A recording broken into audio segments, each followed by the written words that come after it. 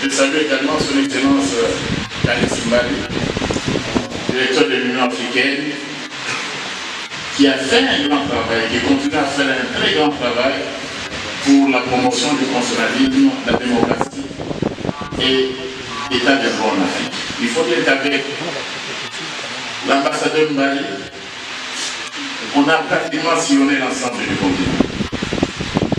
On a été en Afrique de l'Ouest, on a été en Afrique de l'Est, on a été en Afrique du Nord, on a été en Afrique australe et on est aujourd'hui en Afrique centrale pour parler du conservatisme et de l'état de droit. Monsieur l'ambassadeur, si mes souvenirs sont bons, il était convenu dernièrement que nous viendrons à Kinshasa avec des collègues qui ne sont pas là, des collègues du Niger, des collègues du Bénin et des collègues du Sénégal pour notre prochaine rencontre en Afrique centrale. Donc, je tiens à vous remercier sincèrement pour ce travail qui a été fait. Je salue les collègues professeurs qui sont là, des étudiants, des étudiantes et de plusieurs chercheurs. Et que je vais pouvoir développer tout à l'heure dans une quinzaine de minutes. Démocratie et état de droit en péril en Afrique de l'Ouest. Africaine. Et dont la direction s'occupe de la promotion du conservatisme, de l'état de droit et de la démocratie en Afrique. Je voulais donc le réconcilier avec le doyen qui est à l'extrême droite, qui nous vient de l'université de Cocody, qui nous vient de l'Afrique de l'Ouest, et l'Afrique de l'Ouest qui nous envoie ces derniers temps des signaux assez malheureux en ce qui concerne la démocratie et le conservatisme, parce que dans cette partie de notre continent, en quelques mois seulement, nous avons connu plusieurs coups d'État. L'Union africaine, les changements concernant le gouvernement. Je pense que c'est l'ambassadeur Mbale qui va en parler tout à l'heure. C'est que depuis sa création, depuis sa naissance, l'Union africaine s'est différenciée de l'organisation de l'unité africaine. Sur plusieurs points, mais je voudrais évoquer un point précis. Si l'organisation de l'unité africaine, qui a été créée en 1963, n'accordait aucun cas au conservatisme et à la démocratie, parce que la préoccupation majeure c'était d'unir le pays africain, de renforcer la coopération africaine, c'était lutter contre le colonialisme et l'apartheid. Par contre, l'Union africaine, si vous voyez, l'acte fondateur de l'Union africaine, qui est en fait la construction de l'Union africaine, cet acte, pour la première fois, ou même contrairement à la charte de l'OUA, l'acte de construire de l'Union africaine accorde un accent particulier au constitutionnalisme, à la démocratie, à l'état de droit. Il suffit pour s'en convaincre des lignes, d'abord le préambule, et surtout l'article 3 de l'acte constitutif de l'Union africaine, mais aussi l'article 4 des principes, où il est clairement mentionné que l'un des objectifs de l'Union africaine, c'est de promouvoir la gouvernance démocratique sur le continent. Et parmi ces principes, c'est l'interdiction de toute forme de changement inconstitutionnel du gouvernement. Ça, ce n'était pas le cas sous l'organisation de l'unité africaine. Il va donc sans dire qu'au partant de l'acte constitutif de l'Union africaine, les changements inconstitutionnels du gouvernement qui étaient à la mode à l'époque sont devenus un crime. Et d'ailleurs, le protocole de Malabo, qui n'est pas encore entré en vigueur, envisageait d'ériger les changements inconstitutionnels du gouvernement en un crime, au même titre que le génocide, que les crimes de guerre et des crimes contre l'humanité. Donc les changements inconstitutionnels du gouvernement constituent un crime sur le continent africain. Ils sont interdits. Et l'un des instruments majeurs qui criminalise les changements inconstitutionnels du gouvernement, c'est la Charte africaine de la démocratie, des élections et de la gouvernance, qui était entrée en vigueur, adoptée en 2007. Il s'agit là, je crois que les chercheurs qui sont ici et nos étudiants devraient le connaître, c'est le principal instrument au niveau régional africain, le principal instrument pour la promotion du constitutionnalisme, de la démocratie et de l'état de droit en Afrique. Évidemment, il y a aussi la Charte africaine des droits de l'homme et des peuples et tous les autres instruments africains qui l'ont suivi. Mais c'est d'abord la CADEG, la Charte africaine de la démocratie, des élections et de la gouvernance, qui est le principal instrument de promotion du constitutionnalisme, de l'état de droit et de la démocratie sur le continent. Je recommande à nos étudiants, aux chercheurs qui s'intéressent aux questions de démocratie, du constitutionnalisme et de l'état de droit, de lire cet instrument de l'Union africaine. Il innove dans plusieurs sens. Il contient en fait la définition africaine du constitutionnalisme, la perception africaine de la démocratie et de l'état de droit sont visibles dans cet instrument majeur de l'organisation continentale. Ici, vous apprendrez par exemple que, allant dans le même sens d'ailleurs, dans la Charte africaine des droits de l'homme et des peuples, la démocratie politique est liée à la démocratie économique et sociale. On comprendra par exemple la jonction qui est faite, la connexion qui est faite entre l'idée du constitutionnalisme et l'idée de la démocratie.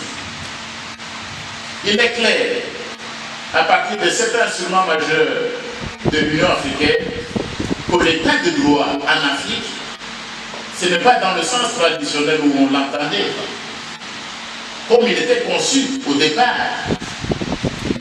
Mais les dirigeants africains ont innové. L'état de droit en Afrique ne peut être qu'un état de droit démocratique. Parce qu'à l'origine, on pouvait bien avoir un état de droit qui ne soit pas démocratique. On pouvait bien avoir un état de droit qui soit également un état autoritaire. Mais il est clair, à partir de cet instrument, que lorsque, sur le continent africain, nous parlons de l'état de droit, ce n'est pas de l'état de droit comme on a parlé à l'époque au 19e siècle, mais l'état de droit dont nous parlons sous l'Union africaine ne peut être qu'un état de droit démocratique. Et cet instrument, l'acte constitutif de l'Union africaine, mais surtout la Charte africaine de la démocratie et de la gouvernance, définit ce qu'on entend par changement constitutionnel du gouvernement. Donc, vous trouverez, permettez-moi de lire, est-ce que intervention des mercenaires pour renverser un gouvernement démocratiquement élu. Troisième foire au parti ou au candidat vainqueur à l'issue d'élections libres, justes et régulières, dont le simple refus pour le gouvernement en place de remettre le pouvoir au candidat ou au parti qui a gagné les élections. Voilà la quatrième forme de changement constitutionnel de gouvernement. Cinquième et dernière forme de changement constitutionnel de gouvernement, c'est l'amendement ou la révision des constitutions ou des changements juridiques qui portent atteinte au principe de l'alternance démocratique. Donc le fait d'amender, de réviser la Constitution dans un sens qui porte atteinte à l'alternance, c'est la cinquième et la dernière forme de changement constitutionnel de gouvernement. Les changements constitutionnels de gouvernement dont nous parlons aujourd'hui. Je remercie l'ambassadeur Kaïs Mbari parce que nous sommes actuellement en train de finaliser un manuel pour lutter contre les changements inconstitutionnels de gouvernement. Je crois que nous le finaliserons lors de la rencontre de Kinshasa, qui devra être disponible pour tous les pays membres de l'Union africaine pour en fait prévenir les changements inconstitutionnels de gouvernement. Mon sujet, je disais, c'est l'Union africaine et les changements inconstitutionnels de gouvernement. En un mot, l'Union africaine criminalise les changements inconstitutionnels de gouvernement. L'Union africaine prévoit même des sanctions en cas de changement inconstitutionnel de gouvernement. Mais qu'est-ce qui se passe actuellement en Afrique de l'Ouest? Doyen Mélège, je crois que vous en parlerez. Parce que comme j'ai dit, je tenais à vous réconcilier entre l'Union africaine. Je ne parle pas de la Côte d'Ivoire. Je ne suis pas en train de dire qu'en Côte d'Ivoire, il y a un changement aussi assez intéressant de gouvernement. Mais le doyen nous en parle là. Qu'est-ce qui se passe en Afrique de l'Ouest? L'Afrique de l'Ouest qui était présentée comme un modèle. L'Afrique de l'Ouest qui nous avait inspiré. Souvenez-vous de la conférence des forces vives du Bénin. Pour nous, c'était un modèle. Et la conférence des forces vives au Bénin avait inspiré plusieurs Africains dans plusieurs autres pays. Notamment la RDC, le Zaïre à l'époque. Nous avons eu droit à notre conférence nationale souveraine, qui compte encore beaucoup de nostalgiques parmi nous. Au Congo-Brazzaville, au Tchad, plusieurs pays ont suivi ce qu'on appelait le modèle. Et lorsqu'on parle du modèle, je crois que mes pensées vont vers notre collègue, que le doyen connaît très bien, qui croupit actuellement dans une prison au Bénin. C'est notre collègue, le professeur Joël Aïvo, ancien doyen de la faculté de droit de Calavi au Bénin, qui se trouve depuis maintenant plus de 3 ans en prison et qui a écrit abondamment, qui nous présentait le modèle béninois. Malheureusement, celui-là qui présentait le modèle est actuellement victime de ce qui n'est plus un modèle, parce qu'il a été emprisonné pour ses idées. Donc nous avons été inspirés par l'Afrique de l'Ouest, le Sénégal, le Mali, le Niger. Donc nous, en Afrique centrale, nous étions inspirés par le modèle que présentait l'Afrique de l'Ouest en termes de transition démocratique. On a parlé du printemps de l'Afrique, et le printemps de l'Afrique, on regardait souvent vers l'Afrique de l'Ouest. Malheureusement, au moment où nous parlons, le constitutionnalisme, la démocratie et l'état de droit sont en péril dans cette partie du continent. Nous en avons pour preuve les derniers coups d'État intervenus au Mali. Le Niger en est sorti. Mais tout récemment, vous avez aussi la Guinée Guinée-Conakry et tout dernièrement ce cycle de coup d'État au Burkina Faso. Donc le constitutionnalisme et la démocratie sont actuellement en péril. Mais je voudrais revenir sur un point. C'est que les changements constitutionnels de gouvernement, d'après la distinction que j'ai donnée tout à l'heure, ils ne se résument pas au coup d'État. Et si je dis que le constitutionnalisme de la démocratie et l'état de droit sont en péril en Afrique de l'Ouest, mais ce n'est pas un cas dans plusieurs autres pays. On peut applaudir par exemple la transition démocratique au Kenya, un pouvoir qui s'en va, qui cède à une autre. Et ça c'est l'Afrique centrale, c'est l'Afrique de l'Est. En Zambie, un pouvoir qui passe d'une main à l'autre. Et lorsqu'on parle de 2 mandats, c'est 2 mandats constitutionnels. Voilà un peu l'exemple qui nous vient de l'Afrique anglophone. On m'accuse souvent de vanter l'Afrique anglophone au détriment de l'Afrique francophone.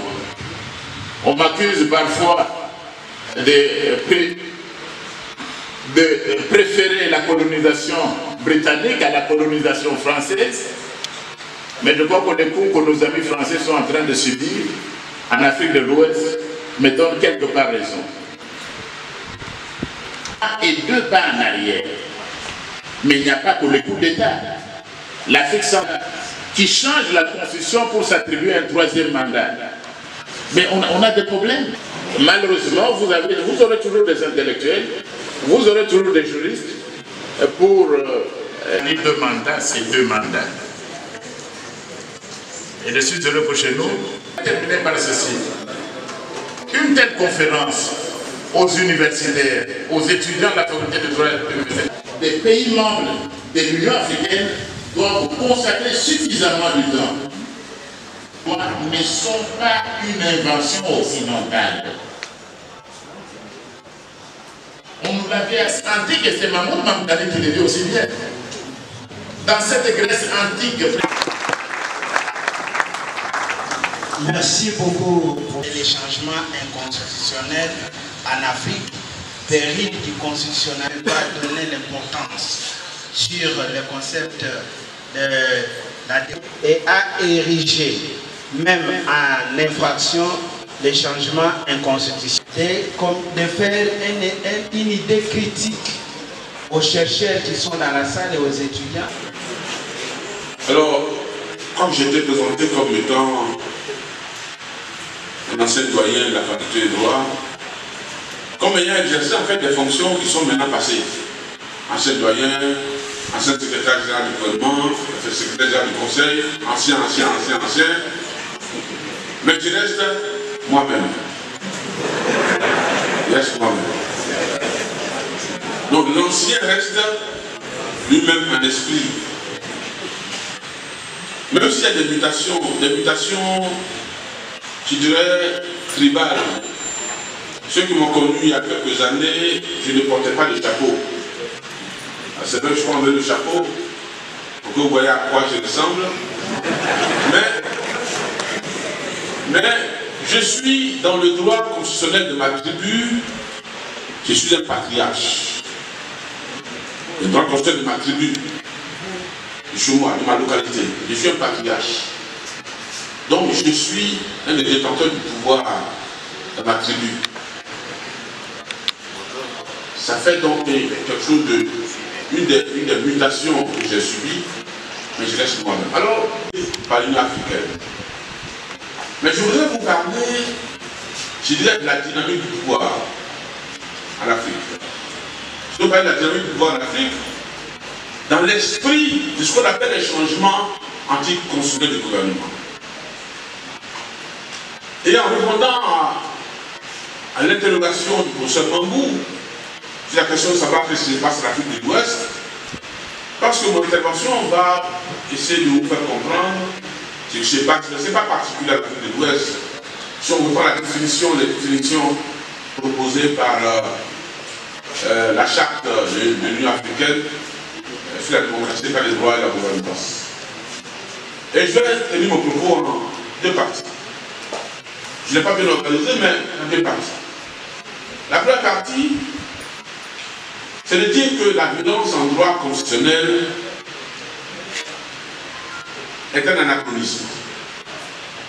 C'est un anachronisme. La deuxième partie, c'est de vous dire que les changements anticonstitutionnels sont presque irréversibles, mais s'inscrivent dans une dynamique. D'abord, qu'est-ce que c'est que cet anachronisme? N'oublions pas Weber qui nous dit que la violence ne peut pas être détachée du pouvoir.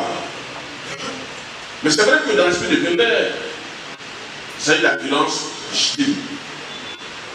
Donc, au fond, ce que je veux vous rappeler, c'est que là où il y a le pouvoir, il y a forcément la violence. Ça peut être la violence physique, mais c'est aussi, pour ceux qui ont lu Bourdieu, c'est la violence symbolique. Donc il y a des formes plurielles de violence dans le fonctionnement, la naissance du fonctionnement du pouvoir. Donc ne nous étonnons pas qu'il y ait ces formes de violence. Et si nous ouvrons bien les yeux, nous verrons qu'il y a deux formes de violence dans le fonctionnement de nos pouvoirs. Ce que Bourdieu appelle la violence symbolique. Et je pense même d'ailleurs que à chaque fois, même l'hymne national qu'on chante, que vous avez chanté tout à l'heure, c'est une forme de violence symbolique. Au fond, c'est une violence qui vous apprend à être des citoyens congolais et d'éviter des perversions qui vous entraînent vers des formes de rébellion contre votre État, contre votre gouvernement.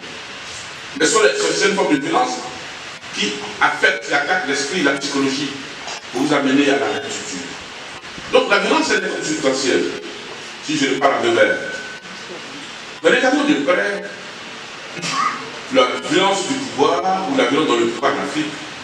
Demandons-nous, au fond, est-ce que c'est peut-être une sorte de permanence, une sorte de régularité? Mais je vous rappelle pour les Congolais, les premiers coups d'État en Afrique, quelles sont les victimes? Lumumba. Donc, ne parlons pas d'Afrique de l'Ouest. La violence vient du Congo. Et l'une des grandes victimes, ça a accusé les Belges. Mais ce sont les Congolais qui ont fomenté les premiers coups de changement anticonstitutionnel, de coups d'État violents et meurtriers qu'aucun Africain ne peut oublier pour ce moment. Et puis il y a eu au Togo le coup d'État contre Silvadou sur le Pio. Donc vous savez que lorsque l'Union africaine, lorsque l'OIA est née, les États africains sont nés dans une atmosphère de violence politique contre les dirigeants. Ce n'est pas seulement la violence coloniale, mais c'est la violence post-coloniale et la violence que nous subissons, que certains Africains vont subir à d'autres Africains. Et puis, si vous remarquez bien, quand on fait l'histoire des coups d'État et des changements constitutionnels, vous vous rendez compte que les violences de Lumumba jusqu'à Samuel Doé, et même peut-être encore plus récemment, en quoi consistent ces violences? Changer le pouvoir en utilisant la mort, en utilisant l'instrument de mort. Et chaque fois qu'il y avait un changement de gouvernement, changement brutal, ça s'accompagnait de la mort. Parce qu'il fallait éliminer celui qui était là. Ou bien, il faut éliminer l'opposant potentiel par la mort. Je pense que regardons avec humilité les évolutions en Afrique, je dirais, même au Congo. Je rappelle encore au Congo, l'ancien président, comment il s'appelle, votre ancien président? Non, pas Mobutu. Kabila. Mobutu est parti par la violence cette fois. Kabila père est venu par la violence et il est parti par la violence et par la mort. Donc, vous voyez ces formes de recours au changement constitutionnel qui passent par la violence et par la mort. Mais ce que je vais dire, de plus en plus, les Africains deviennent entre guillemets civilisés. Ils opèrent les changements constitutionnels, mais ils n'osent pas aller jusqu'à mettre à mort celui qui est au pouvoir. Et donc, si nous regardons l'Afrique de l'Ouest, de ce point de vue, disons-nous, au moins ces gens-là, ils ont été en enlevé le pouvoir, mais ils ont été protégés. Et ça, c'est déjà un acquis. C'est déjà un acquis que l'Afrique de l'Ouest devrait enseigner au Congo.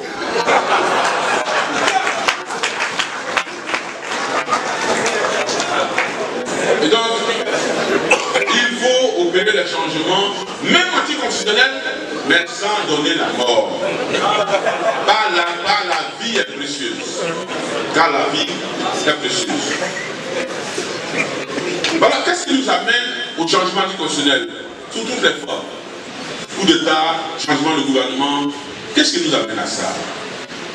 Je ne vais pas célébrer la violence, la mort, mais je pense que c'est notre ignorance de ce qu'est la Constitution. C'est notre ignorance de ce que c'est que le droit constitutionnel. Ceux qui nous dirigent, quel que soit le pays, ils n'ont pas une pleine connaissance de ce qu'est la Constitution. Ils n'ont pas une pleine connaissance de la valeur de la Constitution. Vous savez, quand on dit changement constitutionnel, ce qui est le plus important, c'est quoi? La référence, c'est la Constitution. Donc, quand on a une pleine connaissance, une plein attachement à la Constitution, une pleine considération, parce que si on respecte la Constitution, pour citer Kelsen, et pas que Kelsen, il y a une très grande considération que l'on donne à la Constitution. Et cette grande considération, si nous avons cette grande considération qui est ce grand tabou, je pense que j'ai ce grand fétiche sur lequel nous devons veiller. Je pense que nous ferons en sorte de respecter la Constitution, de respecter nos institutions et de respecter la démocratie et les droits constitutionnels. Donc nous les enseignants, nous devons travailler à ça. Les hommes politiques, les ambassadeurs, papa, c'est des choses qui sont symboliques. Il faut apprendre à nos concitoyens que les choses physiques contre nous doivent nous apprendre à bien nous conduire et à mettre en place un incontournable. Je ne veux pas justifier ces genres de changements, mais en Afrique centrale, pas loin de chez vous ici, pas loin de chez vous, mais comme la RDC est grande, mais comme le professeur Mangou le dit, il y a d'autres exemples de changements